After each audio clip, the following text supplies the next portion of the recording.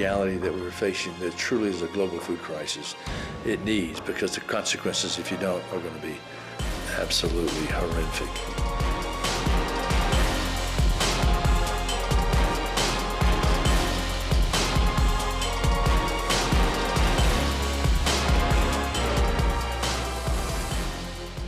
우리나라를 비롯해 전 세계 밥상 물가가 폭등하면서 지구촌이 식량 위기를 맞고 있습니다. 섬나라 싱가포르에선 생닭 수입에 차질이 빚어져서 국민 메뉴로 불리는 치킨 라이스마저 위협을 받고 있는데요. 오늘 첫 소식으로 닭고기가 사라지고 있는 싱가포르 상황을 전해드리겠습니다. 정희경 리포터입니다. 싱가포르의 대표 음식 치킨 라이스를 판매하는 옹 앵쿤 씨는 최근 고민이 깊습니다. 말레이시아에서 들여오던 생닭 수입이 막히면서 닭고기 가격이 갈수록 오르고 있기 때문입니다. 그렇다고 저렴한 가격의 서민 음식으로 불리는 치킨 라이스 값을 선뜻 올리기도 쉽지 않습니다. 没有进来那个鸡，连我从冰冻那边拿的，跟我的 supplier 拿，1kg 要6块多，现在我们的价钱也是没有提高。 싱가포르는 이처럼 닭고기 가격 폭등으로 국민 메뉴 치킨 라이스마저 위협받고 있습니다. 전 세계적으로 사료값과 닭고기 값이 폭등하자 이웃나라 말레이시아가 국내 시장 안정을 위해 이달부터 모든 닭 관련 품목 수출을 금지했는데 싱가포르의 경우 닭고기 수입량 중 말레이시아가 차지하는 비율이 34%나 되다 보니 직격탄을 맞은 겁니다. 말레이시아에서 주로 생닭을 수입해온 싱가포르 당국이 냉동육 확보에 나섰지만 고기값은 고공행진을 이어가고 있습니다. Next week, fresh chicken will be no more. I'm afraid because now next week we're going to sell a frozen chicken. So what happened? Our customer will never come and buy a frozen chicken. The chicken all very expensive lah. Then got up down down one lah. Maybe 3 something now up ha. The 5 like that lah. 식품의 90%를 수입에 의존하는 섬나라 싱가포르는 위기 타개를 위해 인도네시아에서 닭고기 수입을 추진하는 등 수입국 다변화를 꾀하고 있습니다. 싱가포르에서 YTN 월드 정형입니다. 식량 위기가 본격화하면 저소득층이 가장 큰 타격을 받을 수밖에 없습니다. 선진국도 예외는 아니어서 미국에선 무료 급식소를 찾는 이들이 늘고 있는데요. 하지만 치솟는 물가에 봉사단체 역시 운영이 어려운 상황이라고 합니다. 미국 소식은 김은경 리포터가 전해드립니다. 미국의 지난달 물가 상승률은 8.6%. 41년 만에 최대 폭 상승입니다. We currently face macroeconomic challenges, including unacceptable levels of inflation. 특히 일상과 밀접한 식료품 가격 오름세가 매우 가파릅니다.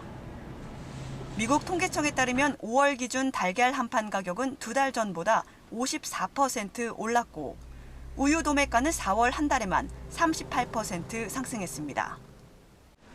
We've been buying a whole lot of frozen food. Like, you feel me? That way we don't have to cook that much because if we buy food that's like, you feel me, like raw, it costs more. For sure, looking at like prices and brands and things and the amount of stuff you get and being aware what you're gonna use and what you're not gonna use. 이처럼 밥상 물가가 치솟으면서 미국에선 무료 급식소를 찾는 발길이 늘고 있습니다.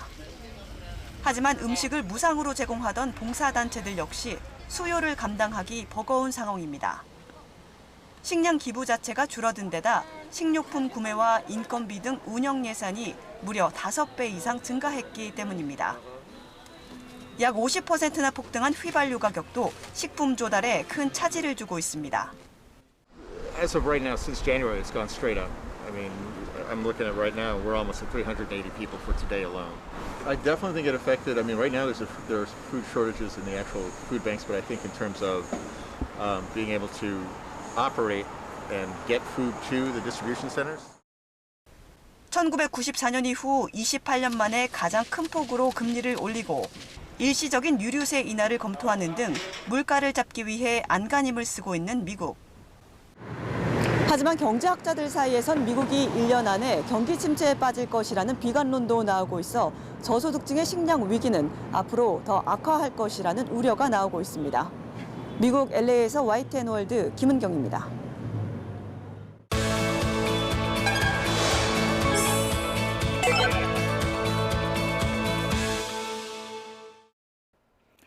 네, 식량 부족을 겪고 있는 각국 상황을 앞서 보셨는데요.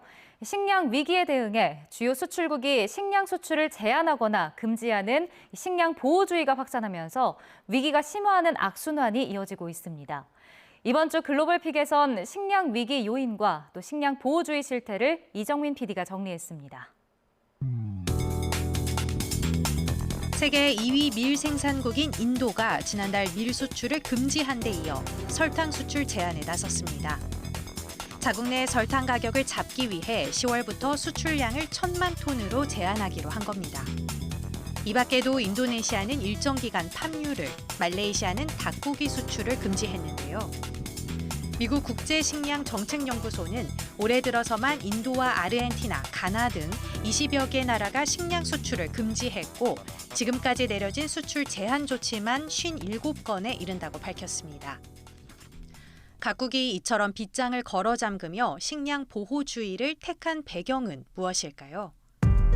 먼저 지구온난화에 따른 작황 부진으로 자체 생산 물량이 떨어진 점을 꼽을 수 있습니다. 실제로 인도는 올해 이상 고온을 겪은 뒤 밀 생산이 크게 줄었습니다. पहले इंडिया में बहुत ज़्यादा उत्पादन होता था गेहूं का और खाद्य पदार्थ का।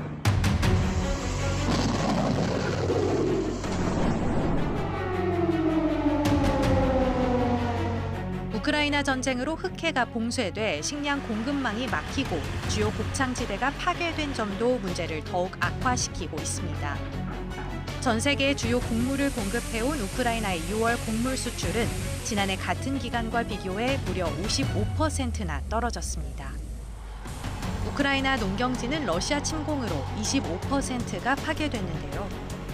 유엔은 우크라이나 전쟁 영향으로 전 세계 14억 명 정도가 식량 위기를 맞을 것으로 내다보고 있습니다. There are 1.4 billion people that could be affected because of the shortage of wheat and other grains. 우리나라 상황은 어떨까요? 우리의 곡물 자급률은 20% 남짓. OECD 회원국 중 최하위권입니다. 유엔이 분류하는 세계 식량 안보 지수에서도 한국은 113개 나라 가운데 32위를 차지했습니다. 이웃나라 일본이 8위, 닭고기 파동을 겪는 싱가포르가 15위인 것을 고려하면 우리의 식량 안보도 상대적으로 취약한 편입니다. 한국처럼 대외 의존 비율이 높은 나라의 경우 식량 보호주의가 확산할수록 식품 공급책을 다양화하고 자국 내 농업 생산성을 키워야 한다고 전문가들은 지적합니다. 공급원을 점검하고 다원화할 필요가 있고 두 번째는 국내의 생산을 계속 유지하고 또는 생산성을 높여나갈 필요가 있습니다. 농업뿐만 아니라 재정 분야, 연구 분야, NGO, 그다음에 민간 분야가 다 함께 노력해야 될 부분이라고 생각을 합니다. 한 나라에서 발생한 문제가 전 세계에 영향을 미치는 이른바 초연결 사회인 만큼 지구촌 연대 역시 중요합니다. Russia, Ukraine, everybody in the world has got to come together and say there's a humanitarian crisis around the world, but it's not going to be just humanitarian. It's going to be a global food crisis. No one country can solve this crisis on its own. This is a time that you need the world working together. 세계 공통의 기후 문제, 전쟁까지 얽혀 발생한 세계 식량 위기. 남의 문제로만 볼 수 없는 지구촌 위기로 번지는 만큼 해법을 찾기 위한 각국의 공동 노력이 더없이 시급한 때입니다. 지금까지 글로벌 픽이었습니다. 우크라이나 사태와 코로나19 등의 여파로 전 세계에서 유가 고공행진이 이어지고 있습니다. 독일에선 유가 상승으로 피해를 본 시민들을 위해 정부가 다양한 정책 지원에 나섰는데요. 이런저런 허점도 드러나고 있습니다. 김지선 리포터가 현장을 취재했습니다. 독일 교통의 중심지인 프랑크푸르트 기차역이 평소보다 붐빕니다. 우크라이나 전쟁과 코로나19 사태로 치솟는 기름값에 대응해 이달부터 독일 정부가 새로운 정책을 도입한 덕분입니다. 고유가 여파로 기차표 가격도 상승하자 이용 부담을 줄이기 위해 석 달 동안 월 9유로, 한화 약 12,000원 정도의 무제한 탑승권을 판매하는 겁니다. 저는 지금 프랑크푸르트역에 나와 있는데요. 실제로 한번 9유로 티켓 가서 사보도록 하겠습니다. 같이 가시죠. 누구나 기차역에서 직접 살 수 있고 모바일 구매도 손쉽게 가능합니다. 저렴한 데다가 쉽게 구매할 수 있다 보니 베를린에서는 제도 시행 일주일 전부터 12시간 만에 35,000장이 선판매되는가 하면 함부르크에서도 교통권 판매 첫날부터 관심이 몰려 56,000장이 팔렸습니다. Also ich habe den Eindruck, dass der öffentliche Nahverkehr dadurch überlastet ist. Aber prinzipiell finde ich die Idee gut, vor allen Dingen, dass man das in allen Städten nutzen kann. 문제는 판매된 기차표에 비해 배차량은 크게 늘지 않아 타야 할 기차를 놓치는 등 이용객들의 불편도 이어진다는 점입니다. Man sieht ja, wie chaotisch im Moment das gerade ist mit der Bahn, weil einfach auch zu wenig angeboten wird, an Kurzstrecken zumindest. 이뿐만이 아닙니다. 독일 정부는 9유로 기차표에 발맞춰 유류세 인하 정책을 도입했는데 이 제도도 유명무실하다는 비판이 나옵니다. 이달 초 유류세 인하 정책을 도입하고 하루 동안 낮아졌던 기름값이 이튿날부터 상승세로 이어지고 있지만 정부의 추가 대책이 없다는 겁니다. 레나테 퀴나스트 전 농림부 장관은 현재 주유비 할인제는 석유 회사들의 주머니만 채워주는 가짜 할인이라고 비판했고 독일 경제연구소의 경제학자인 마르셀 프라셔 역시 주유비 할인제는 큰 실수이며 세금 30억 유로의 대부분이 석유 회사에 갈 것이라고 지적했습니다. Aber es ist schon heftig, dass der Staat da nicht ein bisschen eingreift, wegen dem Kartellamt und so weiter, dass die Preise nicht weitergeben an die Endverbraucher, also an uns. Ob das funktioniert, momentan funktioniert noch nicht so ganz.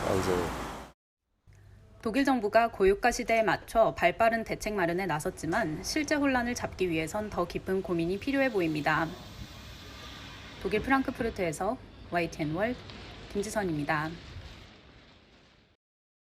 세계 곳곳에서 코로나19 규제가 풀리면서 자유로운 왕래가 가능해지고 있지만 러시아는 예외입니다. 우크라이나 침공 여파로 석 달 넘게 하늘길이 꽉 막히면서 발이 묶인 동포들의 근심도 깊어지고 있습니다. 블라디보스토크에서 전명수 리포터입니다. 러시아 블라디보스토크 무역회사에서 일하는 박도연 씨. 가족을 만나러 한국에 가야 하는데 도저히 엄두가 나지 않습니다. 러시아에 대한 국제사회 제재로 하늘길이 막혀 한국에 가려면 모스크바와 두바이를 거쳐 20시간 넘게 돌아가야 하다 보니 요금이 비싼 데다 휴가를 길게 내기도 쉽지 않기 때문입니다. 원래 2시간에 3, 40만 원 정도면 왕복으로 다녀올 수 있는 거리가 지금은 이틀 걸려서 이제 500만 원 정도는 잡고 가야 왔다 갔다 할 수 있는 거리고요.